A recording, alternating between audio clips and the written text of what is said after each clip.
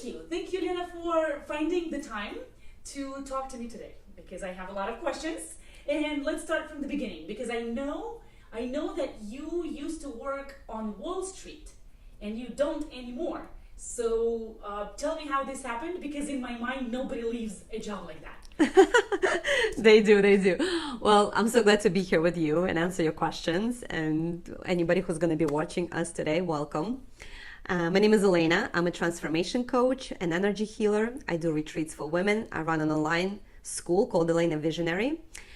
And yeah, before I started doing all this beautiful work that inspires me every day, I was a VP on Wall Street for many, many years, climbing the ladder of success until one day I realized that my ladder was leaning against the wrong wall. And like so many of us, I started questioning whether I'm living in my purpose, whether I'm living life that I'm meant to live, or if I'm meant to do something else. Yes, I was a successful VP. I had a family, I had kids. Everything was so peachy and beautiful externally, but inside I had this nagging feeling that I forgot something. And I really wanted to remember what it was.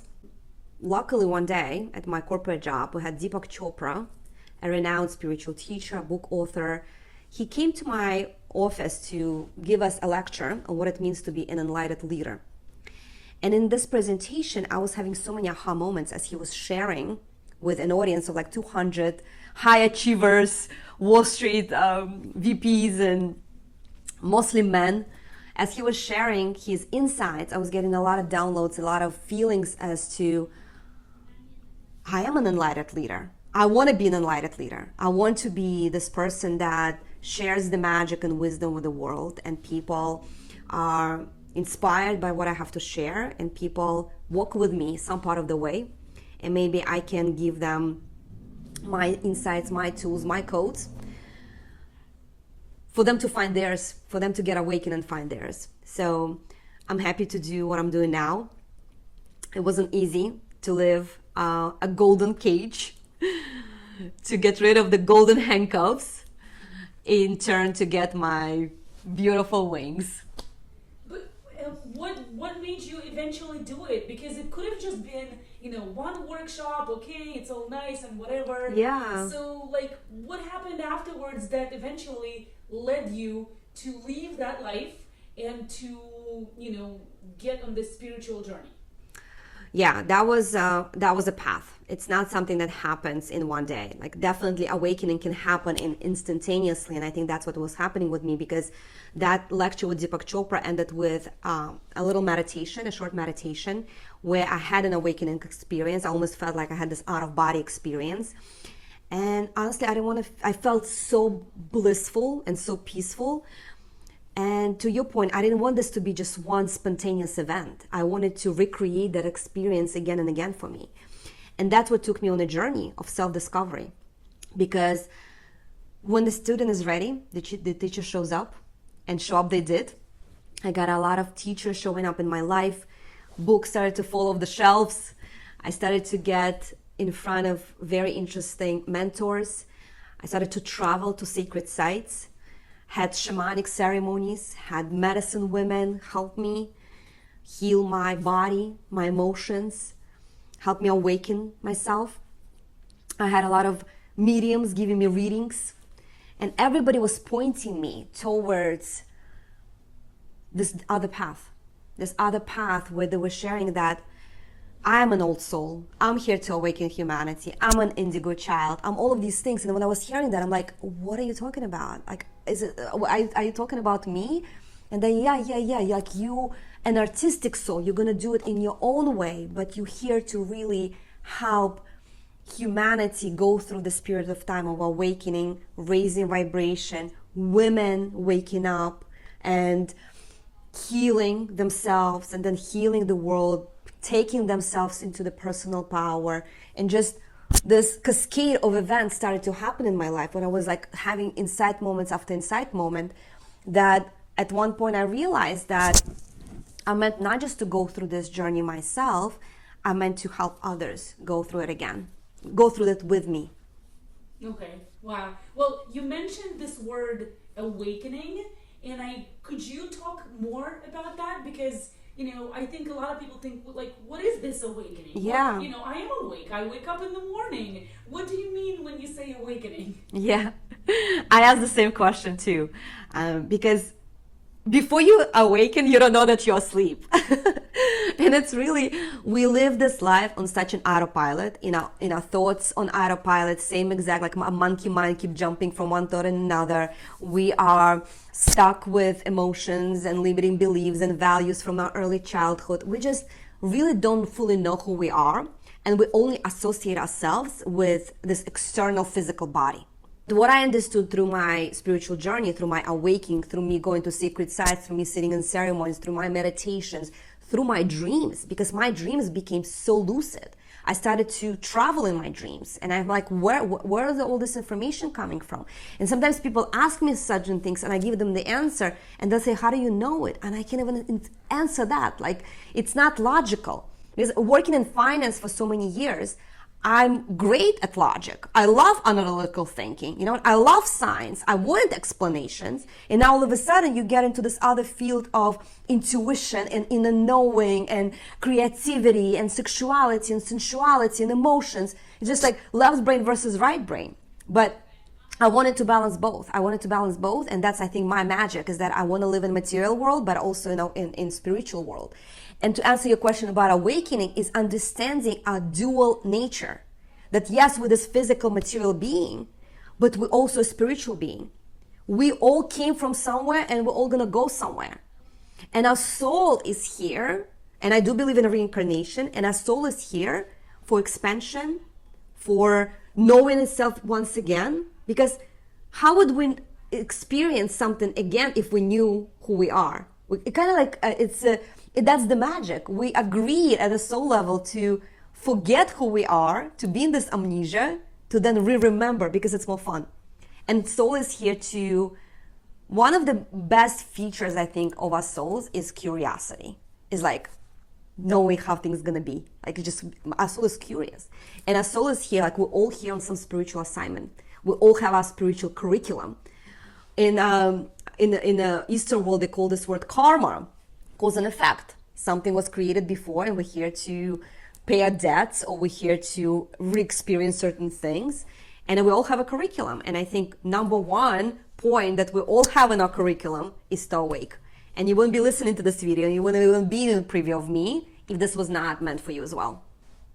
Okay, so if someone is watching us right now, yeah, there's something to it, but maybe all of it is just BS. Yeah. So what are the steps that one can take to know more, to learn more?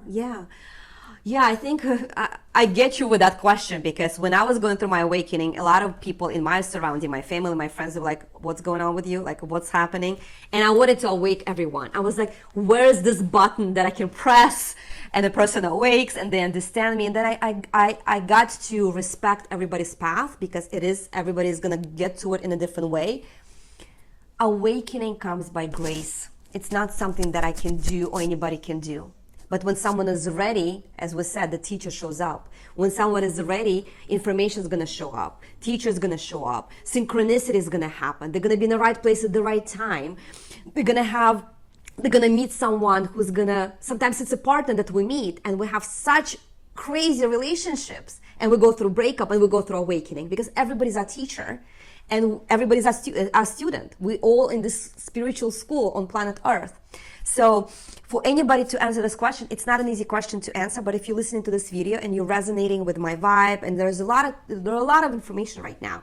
Our parents did not have access to what we have access to. There's so many people awakening. There's so much ancient wisdom, esoteric wisdom, science. I love to combine it all. I'm not just saying some woo-woo stuff, right? Like, oh my God, like, what is she talking about?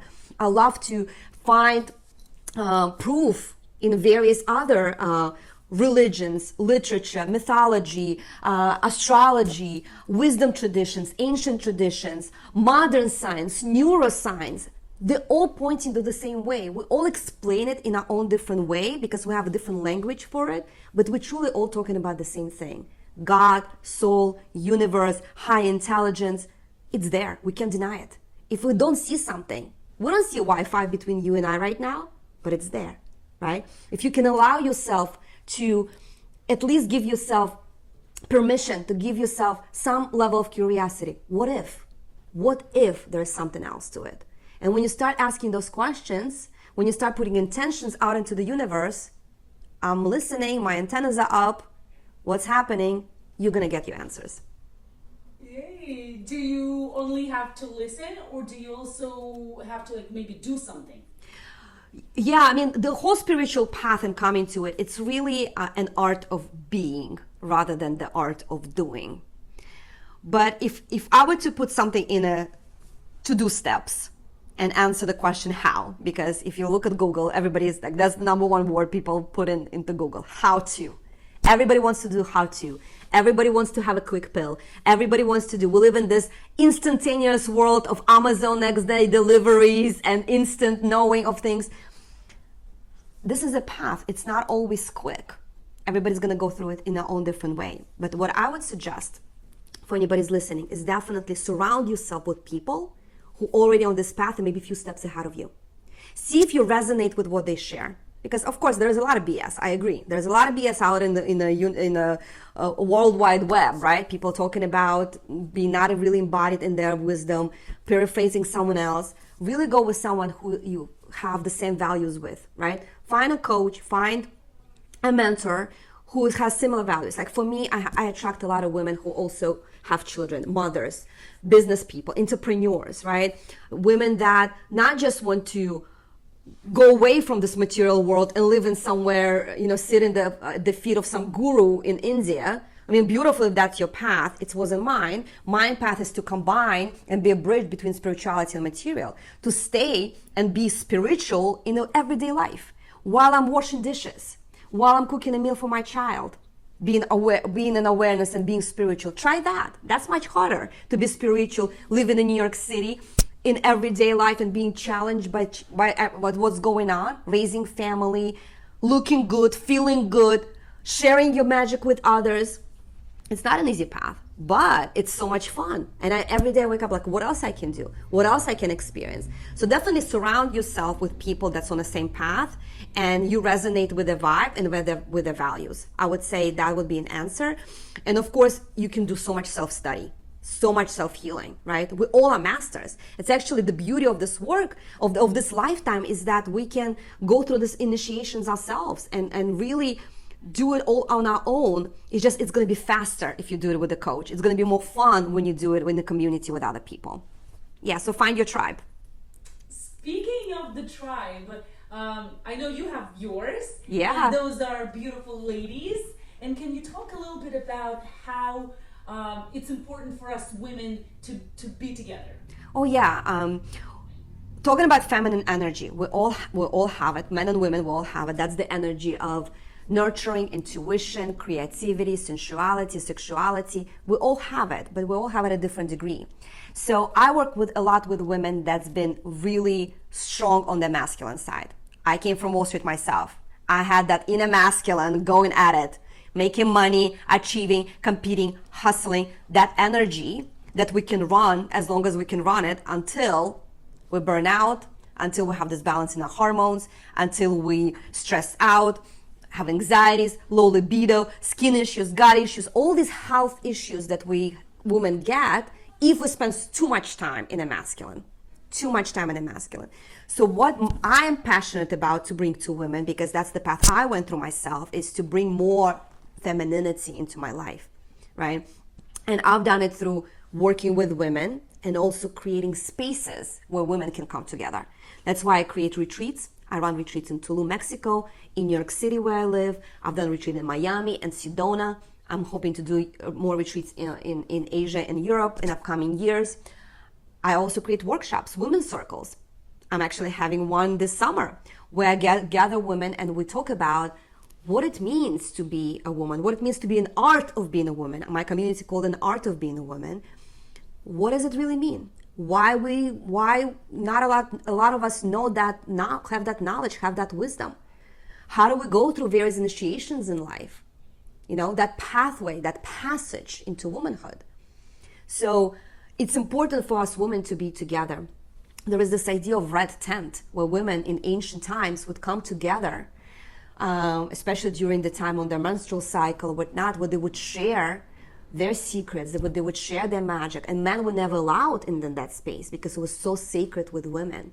So it's important to find your women, especially those women that spend too much time in the masculine, chances are they're very competitive with women and they're jealous of other women.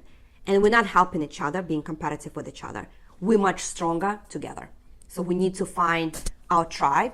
We need to find our friends, coaches, and, create spaces for ourselves like that. And if you can create it for ourselves, join others. You can join mine. Okay, thank you. Yeah, the one thing that you mentioned is women being competitive with other women. I think that's a big one. I think once we get on the other side of it, the whole world is going to be so much happier. Of course, when we collaborate with each other, when we're in a community with each other, when we understand that each of us is unique. The reason we compete with each other because we think that someone else has something better than us.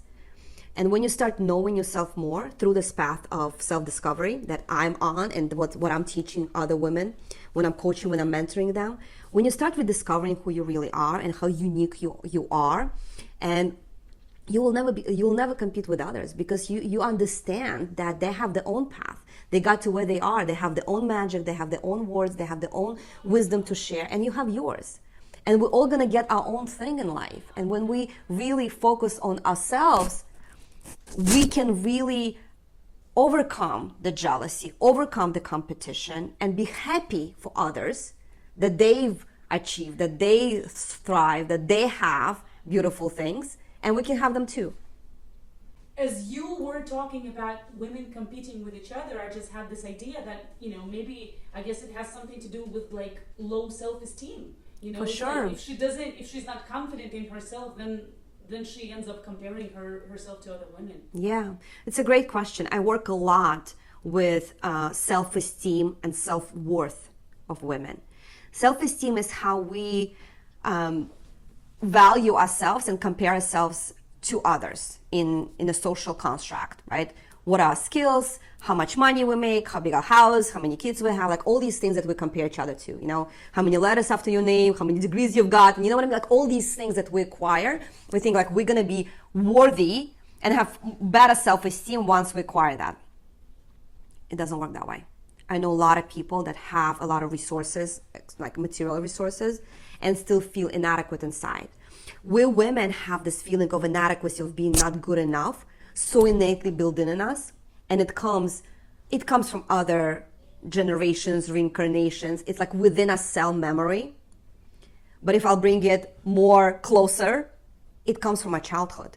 It comes from how our mom and our dad were raising us, how much they believed in us, how much they valued us, how much they've helped us, how much all of these things. That's why I do so much work with the inner child. And I didn't even think about it. And especially for me, I grew up in the former Soviet Union. I got engraved with programs on top of programs, not just my parents. I had I love my parents. They were very loving. They gave me everything they could. But they were not the only one raising me. They were at work all the time. So the streets raised me. The school education system raised me. Daycares and things like that. And you never know who you encounter there. And people slowly, a lot of what's happening with children is that they were, when they're loud, when they're too much, when they're expressing themselves, when they're being kids, they're being shut down again and again and again, or saying, you're not good enough with this, you're not good enough in that. And an analogy that I love to share is like, imagine you were born in a beautiful castle, like beautiful castle, big hallways, beautiful rooms, windows overlooking nature, beautiful house. And then you invite someone in your house, a friend. And a friend comes into your house and he looks at this room, is like, what's wrong with the painting on the wall in this room? I don't like it. He's like, oh my God, you don't like this wall? Okay, let me close this room.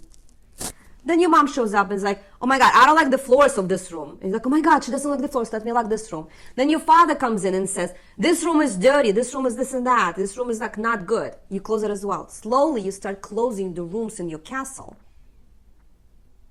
And then you're 30 years old and you're living in 2-bedroom, shitty apartment that constantly needs renovations. Of course you're going to have low self-esteem. Of course, because through the years, you've encountered people in your life that told you were not good enough, that you were inadequate, that you were not good in this or that or this or that. and we start comparing and we start looking at others because everybody's a mirror. So self-esteem and self-worth is something that needs to be looked at and worked through.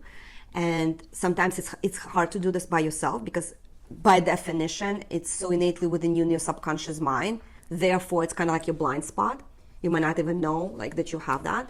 But self-worth, your level of self-worth is going to be spilled into every aspect of your life. How you are with men, any relationship, how you're with the business partners, how you're with your health, how you're with your kids, how you're with your friends, how you in everywhere. Every aspect of your life is going to be defined of how you think you're worthy of receiving love, money, compliments, clients, attention, all of it. So for women, it's very important to work on her self-worth and self-esteem, and even knowing that she's worthy just by being a woman, just by being born. She has that birthright. Wow. Thank you. Self-worth and then self-love, are these the same things? They're very, very similar. And there's a lot of conversations right now going on about self-love and love yourself and choose yourself first and things like that. And go get your bubble bath and buy yourself a notebook or get yourself on vacation. I mean, all these things are great, but I think of them like getting manicures or massage and bubble bath. I call it self-care. It's not self-love. It's part of self-love, but it's not necessarily self-love. I feel for women to really answer a question about self-love is for her to first define and understand who is that self we're talking about. And sometimes you have to go through some identity shifts, sometimes identity crisis to answer that question. And that's what spiritual awakening really is understanding that besides this external figure, this material, physical body, and all the masks that we're wearing, we're actually a spiritual being. We are actually a spiritual being having a human experience. And when you start shifting that perspective and expanding your awareness, like, wait a minute, I'm not just this body, I'm an energetic being, I have emotions, I have mental body, physical body, spiritual body, all these bodies to me. How can I bring them to balance? How can I live in harmony between my body, mind, and soul? How can I improve my emotional intellect? How I can invest in understanding myself more? That's self-love. That's self-love. Knowing yourself, valuing yourself, and understanding that your soul is so worthy to be here and to be expressed. And for all of us, I have this formula in my life, and I feel like we all get codes and insights from other teachers, from other books, but at the end of the day, we're meant to come up with our own formula of success, for our own formula of happiness. And for me, it's like this journey never ends of self-discovery and healing and understanding yourself. But the more you're awake, the more you heal, the more you start creating. And for women, it's so important to create. We create life. I have 2 beautiful children. I created life. But now I'm creating projects. I'm creating products. I'm creating retreats. I'm expressing myself in that way. My creativity flows. And I think that's so important for women to be creative, to really find that flow, to really find how she can share her magic, her voice with the world. And very often, I'll give you a hint. If you went through some hardships in your life, if you healed something within your life, if you were given experience to overcome something, chances are you have certain codes and embody so much wisdom from that experience that you can share it with the world. And when you share it, when you give other permission to other people to share it as well, that's how we change the world. Oh, wow. Look, okay, for people who are now thinking, okay, I want to hear more of what she's talking about, what are some of the ways that they can do it? Yeah. I would love to invite people to my retreats. As I mentioned, I do retreats in Mexico, in Tulum, in New York City where I live, and other places around all over the world. I also have an online school, elenavisionary.com or Elena Visionary on Instagram. You can find me on social media where I share a lot of my magic, and you can tap into my energy there. I do workshops in person in New York and many, many programs online. So join my community, join my next program. I also do private mentorship and private coaching. And one of the tools that I absolutely love is called Gene Keys. I do Gene Keys readings where I help people identify what are the challenges and what are the talents they came into this lifetime and how they can live their life at the highest potential.